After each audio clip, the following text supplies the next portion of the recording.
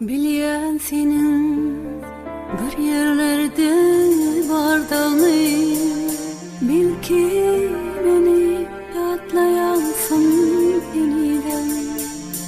Duyun okmu mehreynti dardağını,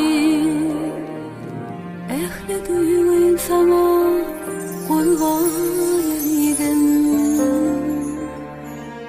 Nice yıllar aydam ettim adını, ah gönlüm kuduramayacağımı.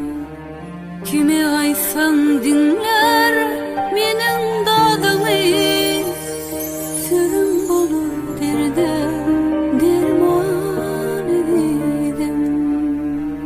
Ödüm bunna arzularımın bana, bakışını göğe dumanla. Senin aşkın bardır bu şirin canla, yürü ağlat çeker armağan ededim.